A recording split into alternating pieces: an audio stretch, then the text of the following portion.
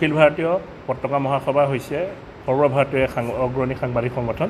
এই সাংবাদিক সংগঠনটোৱে আমি সংবাদ সেৱাৰ লগত জড়িত হৈ থকাৰ মাজতে কিছু অনুপ্ৰেৰণামূলক কাম কৰি আছোঁ। যেনে ধৰি লওক বিভিন্ন ক্ষেত্ৰত আমি চিকিৎসা শিবিৰ বা কৃতি ছাত্ৰ ছাত্ৰীসকলক সম্বৰ্ধনা বা বিশেষভাৱে দেখা যায় যে অন্নবৰ্ষৰ যি ছাত্ৰ ছাত্ৰীসকলক তেখেতসকলৰ পঢ়াৰ খৰচৰ পৰা আমি বিভিন্ন ক্ষেত্ৰত কৰি আছোঁ।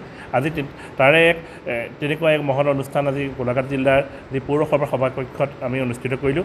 দেখা যায় যে গোলাঘাট জিলাৰ বিভিন্ন প্ৰান্তৰ বিশিষ্ট ব্যক্তিসকল আহিলে, তেখেতসকলৰ আমাক এই অনুষ্ঠানত সুস্থ বৃদ্ধি কৰিলে। লগতে বিশেষভাৱে আমি 90% অধিক নম্বৰ পাই উত্তীৰ্ণ হোৱা ছাত্ৰ ছাত্ৰীসকলক আমি সম্বৰ্ধনা জনালোঁ।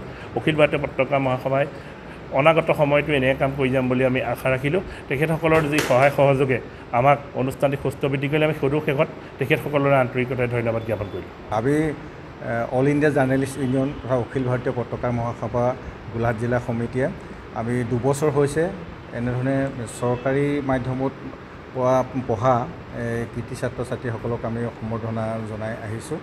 আৰু আমাৰ আচলতে এইটো দিনজোৰা কাৰ্যসূচী আমাৰ ইয়াত অনুষ্ঠিত কৰা হৈছিলে। অভিনন্দন অনুষ্ঠানৰ লগত সংগতি ৰাখি আমাৰ ছাত্ৰ ছাত্ৰীসকলৰ মাজত আৰ্ট কম্পিটিশ্যন আৰু ৰচনা প্ৰতিযোগিতা এইকেইটাও আমি দিয়া হৈছিলে। আৰু এই অনুষ্ঠানলৈ বিশেষভাৱে আমাৰ বিশিষ্ট অতিথি হিচাপে আমি আমন্ত্ৰণ কৰি আনিছিলোঁ গোলাঘাটৰ জ্যেষ্ঠ সাংবাদিক, অসম সাহিত্য সভাৰ মুখ্য সাংবাদিক সম্পাদক দিগন্ত কুমাৰ ভূঞা ডাঙৰীয়া, সদৌ অসম ছাত্ৰ সন্থাৰ উপসভাপতি অভিৱৰ্তন গোস্বামী ডাঙৰীয়া আৰু নগৰ উন্নয়ন বিভাগৰ সভাপতি সঞ্জীৱ দাস ডাঙৰীয়াকে প্ৰমুখ কৰি ভালেসংখ্যক বিশিষ্ট অতিথি ইয়াত উপস্থিত থাকে।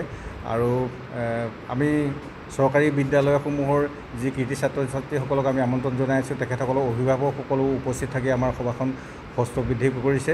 আৰু আমি আশা ৰাখিম যে আমাৰ গোলাঘাট জিলাত অখিল ভাৰতীয় পতাকাৰ মহাসভাই অনাগত দিনত যাতে আমাৰ সংগঠনটো অধিক শক্তিশালী কৰিবলৈ আমি তাই কামনা কৰিম। তোমালোকক আজি আমন্ত্ৰণ কৰি অনা হৈছে, তোমালোক সম্বৰ্ধিত হৈছা, তোমালোকৰ দায়িত্ব বাঢ়িছে। মোৰ ভাতৃপ্ৰতিম সদৌ অসম ছাত্ৰ সন্থাৰ উপসভাপতি অভিৱৰ্তন গোস্বামীয়ে তোমালোকক এটা কথা ক'লে যে তোমালোকৰ ডিঙিত যে এখন গামোচা আজি তুলি দিয়া হ'ব, সেই গামোচাখন কিন্তু বহুত গধুৰ, তোমালোকৰ দায়িত্ব বাঢ়িব। হয়, তোমালোকে এই মই ডিঙিত লৈ থকা গামোচাখন চালেও এতিয়া গম পাবা এই গামোচাখন বগাটো শান্তিৰ প্ৰতীক। তোমালোকে সেই শান্তিৰ ধ্বজা লৈ আগবাঢ়ি যাব লাগিব। সমাজখন সুশৃংখলিত কৰাৰ দায়িত্ব তোমালোকৰ ওপৰত পৰিছে। এই গামোচাখনৰ দুয়ো মূৰত ৰঙা ৰং আছে। ৰঙা ৰংটো হ'ল শক্তিৰ প্ৰতীক। সেই শক্তিটো তোমালোকক লাগিব। সমাজখন সুস্থ দিশত শৃংখলাবদ্ধভাৱে আগুৱাই নিবৰ কাৰণে তোমালোকক সেই শক্তিটো লাগিব। আৰু লগে লগে এই যে ৰঙা ৰংটো, ইয়াত এপাহ ফুল আছে, এই ফুলপাহ হ'ল সৌন্দৰ্যৰ প্ৰতীক। গতিকে তোমালোকে তোমালোকৰ মনবোৰ সদৰ্থক কৰি সেই সৌন্দৰ্য যিটো আমি ধুনীয়া বুলি কওঁ, সমাজখন ধুনীয়া কৰিবৰ কাৰণে তোমালোকে চেষ্টা কৰিব লাগিব। এতিয়া সমাজখনো আমি কেনেকৈ ধুনীয়া কৰিম, কাৰণ আমিতো এখন ধুনীয়া সমাজতে আছোঁ। এই ধুনীয়া সমাজখনক আমি আৰু ধুনীয়া কৰিব লাগিব। সৰু এটা উদাহৰণ দিওঁ।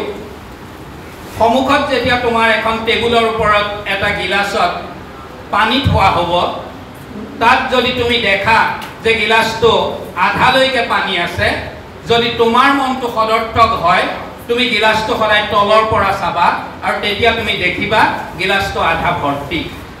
আৰু যদি তোমাৰ মনটো নয়ৰ্থক হয়, তেতিয়াহ'লে তুমি গিলাচটো ওপৰৰ পৰাই চাবা আৰু তেতিয়া দেখিবা গিলাচটো আধা খালী। এতিয়া প্ৰকৃততে তুমি গিলাচটো আধা ভৰ্তি দেখিব লাগিব।